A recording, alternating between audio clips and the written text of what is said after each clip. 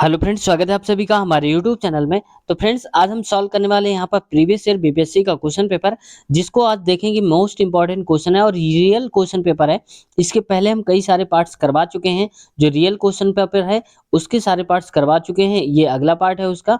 अगर आपने पिछले पार्ट नहीं देखे हैं तो लिंक डिस्क्रिप्शन में है, आप वहां से चेक कर सकते हैं और देख सकते हैं। और फ्रेंड्स, इंपॉर्टेंट जो भी एक होता है जिससे कि टॉपिक है भारतीय राष्ट्रीय आंदोलन से क्वेश्चन पूछ ही लिए जाते हैं, उसकी भी लिंक आपको इस वीडियो के लिंक नीचे मिल जाएगी। आप देख लेना, वहां पर चेक कर लेना। शुरुआत करते हैं आज की इस वीडियो की। तो फ्रेंड्स, चैनल पर नए हैं तो आपसे एक बार फिर से रिक्वेस्ट है, चैनल को सब्सक्राइब जरूर कर लें और बेल आइकन दबाना बिल्कुल भी मत भूलें। तो फ्रेंड्स, पहला क्वेश्चन है, यहाँ पर बोला जा रहा है सिंधु घाटी सभ्यता के प्रमुख नगर का नाम क्या है जिसका पश्चिमी एशिया से व्यापारिक संबंध था। यानी कि पश्चिमी एशिया से उसका संबंध था और सिंधु घाटी सभ्यता का ही एक नगर होता था। तो फ्रेंड्स, ये था यहाँ पर कालीबंगा, यानी कि ऑप्शन सी राइट आंसर हमारा हो जाएगा। नेक्स्ट क्वेश्चन यानी कि सेकंड पे आते हैं। कह रहा है सेकंड क्वेश्चन में कि मोहनजोदड़ो से प्राप्त नर्तकी की मूर्ति किस धातु से बनी थी। यानी कि मोहनजोदड़ो से जो एक मूर्ति मिली थी नर्तक यानी कि नाचते हुए, तो वो किस धातु की बनी हुई थी। तो फ्रेंड्स, ये थी कांस्य की, यानी कि ऑप्शन नंबर सी राइट हो जाएगा। ठीक है, मोहनजोदड़ो की मूर्ति कांस्य की। अगला क्वेश्चन 3 नंबर। तीसरे पे देखो, यहाँ पर कह रहा है तीसरे नंबर क्वेश्चन पे कह रहा है कि सिंधु घाटी सभ्यता में किस जानवर की पूजा के प्रमाण मिले हैं। ये इंपॉर्टेंट क्वेश्चन है, सारे के सारे आप देख लेना क्योंकि ये प्रीवियस ईयर है। ठीक है, सिंधु घाटी सभ्यता में किस जानवर की पूजा के प्रमाण मिले हैं। तो फ्रेंड्स, ये है कुबड़ वाला जो बैल है उसके प्रमाण मिले हैं, यानी कि ऑप्शन नंबर ए राइट हो जाएगा। नेक्स्ट क्वेश्चन है आज का हमारा 4 नंबर, और 4 नंबर क्वेश्चन पे कहा जा रहा है, यहाँ पर है 4 नंबर। अब देखो 4 नंबर क्वेश्चन पे कह रहा है, यहाँ पर कह रहा है कि ऋग्वेद में कितने सूक्तों का संकलन है। तो कितने सूक्त हैं ऋग्वेद में, ये हमें बताना है। तो यहाँ पर देखो ऑप्शन में दिया हुआ है 1020 जो कि नहीं है, 1017 जो कि नहीं है, और 1080 भी इसका एग्जैक्ट नहीं है। तो यहाँ पर हैं कितने सूक्त। तो फ्रेंड्स, यहाँ पर है 1028 सूक्त। ठीक है, अब इसका राइट आंसर क्या हो जाएगा। जब कोई नहीं सही होता तो हम कहते हैं ऑप्शन नंबर ई वाला, यानी कि ऊपर में से कोई नहीं, ऑप्शन ई राइट हो जाएगा। आपको याद रख लेना, यहाँ पे सूक्त की बात कर रहा है तो कितने सूक्त होंगे, 1028 होंगे। ठीक है, 1028। अगला क्वेश्चन है नेक्स्ट 5 क्वेश्चन। पांचवें क्वेश्चन पे कह रहा है कि किरातार्जुनी किसने लिखा था। यानी कि एक पुस्तक है, इसका नाम किसने दिया था, इसको लिखा किसने था। तो फ्रेंड्स, ये थे यहाँ पर महाकवि भारवी, यानी कि इसमें कुछ नहीं दिया है, भट्टी भी नहीं थे, शूद्रक नहीं है और कालिदास नहीं है। इसका राइट आंसर जो हो जाएगा, यहाँ पर कुछ तो है नहीं, तो इस हिसाब से हम कहेंगे राइट आंसर हो जाएगा हमारा ई वाला। अब इसका नाम देख लेते हैं एक बार फिर से, कितार्जुनी लिखा किसने है। तो ये लिखा है फ्रेंड्स, किसने लिखा है, तो ये है फ्रेंड्स महाकवि भारवी जी ने इसको लिखा हुआ है, किसको, किरातार्जुनी को। अगला क्वेश्चन नेक्स्ट पे आते हैं 6 नंबर। 6 क्वेश्चन पे कह रहा है कि वैदिक काल में प्रयुक्त पुर का अर्थ है। यानी कि वैदिक काल में एक यूज होता था वर्ड, यानी कि पुर, उसका मतलब क्या हुआ करता था। तो फ्रेंड्स, ये था यहाँ पर दुर्ग। तो यहाँ पर ऑप्शन ए राइट हो जाएगा, यानी कि पुर का मतलब दुर्ग से था। नेक्स्ट क्वेश्चन अगर हम बात करें 7th नंबर, और 7 पे कह रहा है कि ऋग्वेद में तक्षण किसे कहते थे। यानी कि जो तक्षण होता था इसका क्या मतलब हुआ करता था। तो ये था बढ़ई, तो ऑप्शन ए राइट हो जाएगा, तक्षण मतलब कि बढ़ई। अगला है देखो 8th नंबर, कह रहा है 8th में मौर्यकालीन कांकड़ी किस धातु के बने सिक्के थे। यानी कि एक सिक्के हुआ करते थे, कांकड़ी नाम से जानते थे, तो ये किस धातु के बने होते थे। तो फ्रेंड्स, ये होते थे तांबा के, यानी कि ऑप्शन ए राइट हो जाएगा। आप जानते हैं पहले कांच से तांबा ही चलता था, जाता था, तो ऑप्शन ए राइट हो जाएगा इसका। ठीक है, ये क्वेश्चन आप जो भी समझ में ना आ रहा हो उसको आप स्क्रीनशॉट ले लिया करो और इसको देखा करो बाद में, जो इंपॉर्टेंट मैं बताता हूँ वो भी, हालांकि इंपॉर्टेंट तो सारे ही है। अगला क्वेश्चन देखो, विश्व का पहला गणतंत्र वैशाली में किसके द्वारा स्थापित किया गया था। यानी कि जो पहला गणतंत्र था वो वैशाली में स्थापित करा गया था, लेकिन इसको स्थापित किसने किया था। तो फ्रेंड्स, यहाँ पर मौर्य भी नहीं थे, नंद नहीं है और गुप्त नहीं है, इनमें से कोई नहीं सही है।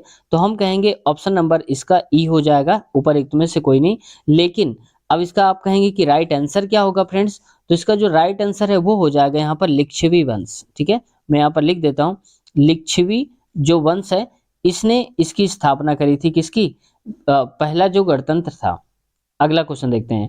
ठीक है, लिच्छवी वंश आप लिख लो चाहो तो ऐसे करके, लिच्छवी वंश है। ठीक है, अगला क्वेश्चन है देखो 10 नंबर, और 10 नंबर क्वेश्चन पे कहा जा रहा है, यहाँ पर मैं 1 मिनट में इसको देख लेता हूँ। अब देखो 10 नंबर क्वेश्चन है, इसमें कह रहा है कि कौटिल्य का अर्थशास्त्र कितने अधिकरणों में विभाजित है, यानी कि जो अर्थशास्त्र था कौटिल्य का वो कितने में विभाजित था, कितने अधिकरणों में विभाजित था। तो फ्रेंड्स ये 11 भी नहीं था, 12 नहीं है और 14 भी नहीं है। तो हम कहेंगे इसका जो राइट आंसर है कोई नहीं होगा। तो ऑप्शन नंबर इसका हो जाएगा हमारे पास जो आता है राइट आंसर, ऑप्शन नंबर ई हो जाएगा, क्योंकि ऊपर में से कोई नहीं सही तो ये हो जाएगा। लेकिन अब आप कहेंगे कि इसमें फिर राइट ऑप्शन क्या होना चाहिए था, तो देखो यहाँ पर राइट ऑप्शन होना चाहिए था अगर कहीं पर दिया होता 15 अधिकरण। कितने अधिकरण थे? 15।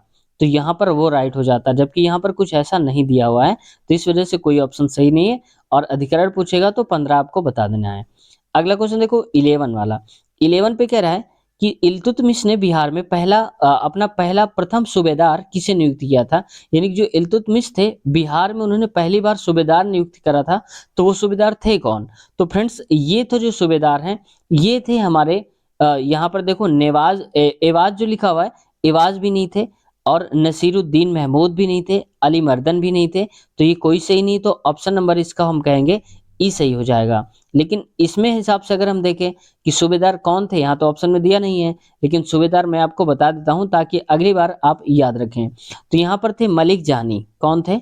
मलिक, और यहाँ पर मैं लिख देता हूँ जानी, ठीक है ऐसे। तो कहीं कहीं पर मालिक जानी भी लिखा रहता है, तो आप याद रखना, कंफ्यूज नहीं होना, वो बात एक ही है। तो पहले सूबेदार मलिक जानी। अगला क्वेश्चन 12 पे आते हैं। 12 पे लिखा हुआ है, कह रहा है कि बिरसा मुंडा का कार्यक्षेत्र कौन सा था, यानी जो बिरसा मुंडा थे उनका कार्य जो क्षेत्र था वो क्या हुआ करता था फ्रेंड्स, तो ये हुआ था रांची, यानी कि ऑप्शन नंबर बी राइट हो जाएगा। अब आपको ये बताना है कि जो रांची है कहाँ की राजधानी है, कैपिटल है, ठीक है, किस राज्य की राजधानी है रांची। अगला क्वेश्चन पे आते हैं 13 पे। अब 13 क्वेश्चन पे देखो फ्रेंड्स, कह रहा है 1857 की क्रांति के बिहार के नेता थे, यानी कि 1857 की जब क्रांति हुई थी तो वहां पर जो नेता थे, लीडर थे उस वक्त, वो कौन से थे? तो फ्रेंड्स यहाँ पर मौलवी ये भी नहीं थे और तात्या टोपे भी नहीं थे और नाना साहिब भी नहीं थे। तो इनमें से कोई नहीं सही, तो नीचे वाला हम लगाएंगे टिक, यानी कि ऑप्शन ई, ऊपर एक में से कोई नहीं। लेकिन रियल में अगर देखा जाए कि बिहार के जो नेता थे 1857 की क्रांति के, वो कौन है, तो ये थे फ्रेंड्स कुंवर सिंह। अब यहाँ पर मैं लिख देता हूँ, ये थे कौन से? कुंवर सिंह। तो यहाँ पर आप चाहें तो इसका स्क्रीनशॉट ले सकते हैं या फिर आप याद रख सकते हैं। तो 1857 क्रांति कुंवर सिंह। अगला क्वेश्चन देखो 14 नंबर, और 14 क्वेश्चन पे कह रहा है कि मगध की प्रथम राजधानी कौन सी थी, यानी कि जो मगध देश है उसकी पहली राजधानी कौन सी हुआ करती थी। तो फ्रेंड्स ये राजधानी थी गिरिवज्र, यानी कि राजगृह के नाम से जानते थे। तो ऑप्शन सी राइट आंसर हो जाएगा। नेक्स्ट क्वेश्चन पे आते हैं 15 है, और इसमें देखो उस स्रोत का नाम बताइए जिसमें पाटलिपुत्र के प्रशासन का वर्णन उपलब्ध है, यानी कि ऐसा कौन सा स्रोत है जिसमें पाटलिपुत्र के शासन के बारे में बात करी गई है, वहां के प्रशासन के बारे में बात करी गई है। तो फ्रेंड्स ये था इंडिका। तो Indica option number C right हो जाएगा। अब इंडिका एक फेमस बुक है। अब आपको ये बताना है कि इंडिका की जो राइटर है वो कौन है, इंडिका नामक पुस्तक लिखी किसने है, ये बताना है। देखते हैं किसका जवाब सही आता है। अगला क्वेश्चन देखते हैं नेक्स्ट फ्रेंड्स 16 नंबर, और 16 नंबर क्वेश्चन पे कह रहा है, यहाँ पर थोड़ा सा मैं छोटा करता हूँ उसको, सी और डी, ठीक है, सी तक दिखाता हूँ। अब कह रहा है कि मदद ए मास मुगल प्रशासन में किससे संबंधित था, यानी कि मदद ए मास जो था मुगल प्रशासन की बात हो रही है, तो ये इसका संबंध किससे था, ये जो वर्ड यहाँ पर दिया गया है। तो फ्रेंड्स ये था यहाँ पर विद्वानों को दी जाने वाली राजस्व मुक्ति भूमि होती थी। ऑप्शन नंबर बी राइट हो जाएगा, यानी कि मदद ए मास मतलब जो विद्वान लोग होते थे, जैसे कवि होते, पुरोहित हो गए, तो उनको ये दिया जाता था, राजस्व मुक्त फ्री की भूमि दी जाती थी। अगला क्वेश्चन देखते हैं नेक्स्ट है, और नेक्स्ट क्वेश्चन पे कह रहा है कि पूना समझौते का उद्देश्य था, तो यानी कि जो पूना समझौता हुआ था तो इसका मेन उद्देश्य क्या हुआ करता था, तो ये था फ्रेंड्स दलित वर्ग का प्रतिनिधित्व करना, यानी कि ऑप्शन बी हमारा राइट आंसर हो जाएगा, दलित वर्ग का प्रतिनिधित्व। अगला क्वेश्चन है 18 नंबर, और 18 क्वेश्चन पे कह रहा है कि जंतर मंतर का निर्माण किसने कराया था, यानी कि जंतर मंतर का जो निर्माण है वो किसने करवाया था, किसके द्वारा हुआ था इसका निर्माण। तो फ्रेंड्स यहाँ पर देखो अकबर ने नहीं करवाया था, शाहजहां ने नहीं करवाया था, शिवाजी ने नहीं करवाया था। तो तीनों गलत हो जाएंगे। जब तीनों गलत होते हैं, कोई नहीं सही, तो हम ऑप्शन ई लगाते हैं, यानी कि ऊपर्युक्त में से कोई नहीं। अब मैं आपको रियल में बता देता हूं यहाँ पर कि इसके जंतर मंतर का निर्माण करवाया किसने था। तो फ्रेंड्स ये करवाया था जय सिंह ने। किसने? जय सिंह ने, मैं यहाँ पर लिख भी देता हूँ ताकि आपको याद रहे, जय सिंह ने करवाया था, ठीक है। और जय सिंह कौन से? द्वितीय। तो ये हमारा राइट आंसर हो जाएगा कि इसमें कुछ भी नहीं दिया है, तो हम अपने आप से लिखते हैं जय सिंह द्वितीय ने इसका निर्माण करवाया था, जो कि सही होना चाहिए था। 19 नंबर पे आते हैं। नेक्स्ट हमारा अगला है 19। कह रहे हैं कि वंदे मातरम के रचनाकार कौन है? ये तो इसमें पूछने वाली बात ही नहीं कि मोस्ट इंपॉर्टेंट है, तो इसको स्टार लगा के लिखता हूँ मोस्ट इंपॉर्टेंट। कई बार ऐसा हमें कंफ्यूजन हो जाता है, जैसे राष्ट्रगान किसने लिखा था, राष्ट्रीय गीत किसने लिखा था, तो इसमें कंफ्यूजन हो जाता है। अब यहाँ पर पूछा है वंदे मातरम, जो वंदे मातरम है उसके रचयिता कौन है, रचनाकार हैं, तो फ्रेंड्स यहाँ पर है बंकिम चंद्र चटर्जी, यानी कि ऑप्शन ए राइट आंसर हो जाएगा। नेक्स्ट क्वेश्चन पे आते हैं। 20 है, और 20 को थोड़ा सा मैं छोटा करूंगा ताकि आपको दिख जाए। यहाँ पर कोई ऑप्शन नहीं है ऐसा, ऐसे करके मैं दिखा देता हूँ। अब इसमें क्या कह रहा है, क्रिस्टोफर कोलंबस 1992 में अमेरिका का महान खोजकर्ता किस देश द्वारा वित्त पोषित किया गया था? यानी कि 1992 में जब अमेरिका का महान खोजकर्ता था कोलंबस, वो यहाँ पर आया था, तो कौन सा देश द्वारा उसको पोषित करा गया था, यानी कि पैसा वगैरह उसको दिया गया था खर्चे के लिए? तो इसका जो राइट आंसर है फ्रेंड्स, ये हमारा हो जाएगा स्पेन, यानी कि ऑप्शन सी राइट हो जाएगा। नेक्स्ट है आज का 21 क्वेश्चन, और 21 क्वेश्चन पे कह रहा है कि बोस्टन टी पार्टी, ये मोस्ट इंपॉर्टेंट क्वेश्चन है, याद रखना इसको। बोस्टन टी पार्टी इतिहास की एक महत्वपूर्ण घटना किससे संबंधित है? यानी कि बोस्टन टी की जो पार्टी है उसका संबंध किससे है? ये है फ्रेंड्स अमेरिका का स्वतंत्रता संग्राम, यानी कि ऑप्शन ए राइट आंसर हो जाएगा। नेक्स्ट क्वेश्चन पे आते हैं 22 नंबर क्वेश्चन पे। 22 में कह रहा है फ्रेंड्स, कह रहा है कि अमेरिका के इतिहास में 4 जुलाई 1776 क्यों महत्वपूर्ण मानी जाती है? यानी कि अमेरिका के इतिहास में ही अगर हम बात कर लें तो 4 जुलाई 1776 एक ऐसी डेट है जो कि याद करी जाती है। तो याद क्यों करी जाती थी? क्योंकि अमेरिका स्वतंत्रता की घोषणा करता है, यानी कि ऑप्शन सी राइट हो जाएगा। जैसे हम 15 अगस्त 1947 बोलते हैं, तो वैसे ही यहाँ पर जो अमेरिका है वो 4 जुलाई को आज़ाद हुआ था, यानी कि 1776 ईस्वी से मनाया जाता है। नेक्स्ट क्वेश्चन है 23 नंबर, और 23 नंबर क्वेश्चन पे चलते हैं। अब यहाँ पर कह रहा है, थोड़ा बड़ा करता हूँ, इसमें कह रहा है फ्रांसीसी क्रांति के समय फ्रांस का शासक कौन था? यानी कि जब फ्रांसीसी क्रांति हुई थी तो उस वक्त वहां का शासक कौन हुआ करता था? तो ये था फ्रेंड्स लुई 16वां, यानी कि ऑप्शन ए राइट आंसर हो जाएगा, लुई 16वां। नेक्स्ट आते हैं 24 नंबर पे। 24 नंबर पे कह रहा है औद्योगिक क्रांति के दौरान सूती वस्त्र उद्योग में क्रांति लाने वाली स्पिनिंग जेनी का आविष्कार था। यानी कि स्पिनिंग जेनी का आविष्कार किसने करा था? जो कि सूती वस्त्र के काम आता था, जिसमें हम क्या करते, बुनाई करते थे। तो इसका राइट आंसर हो जाएगा फ्रेंड्स जेम्स हारग्रीव्स, यानी कि ऑप्शन सी राइट हो जाएगा। स्पिनिंग जेनी मतलब यहाँ पर जेम्स हारग्रीव्स से संबंध है इनका। अगला क्वेश्चन है आज का हमारा 25 नंबर।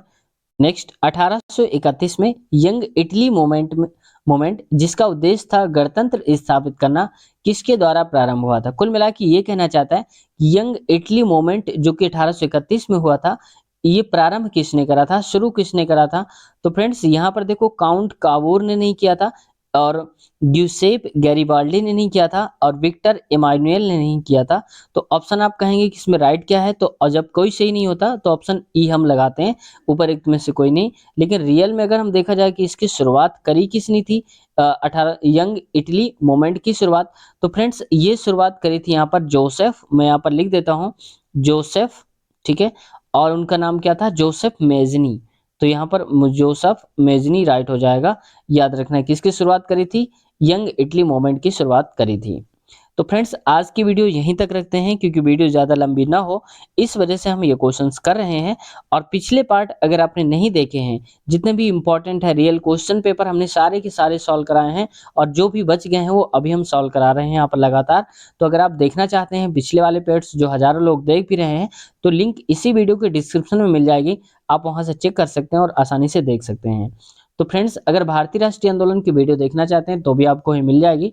अब चलते हैं, और अगर आप चैनल पर नए हैं तो आपसे रिक्वेस्ट है चैनल को सब्सक्राइब जरूर कर लें, और बेल आइकन दबाना बिल्कुल भी मत भूलें, जिससे हमारे वीडियो की पहली नोटिफिकेशन आप तक पहुंच जाए। तो मिलते हैं नए वीडियो में, तब तक के लिए टेक केयर, बाय बाय।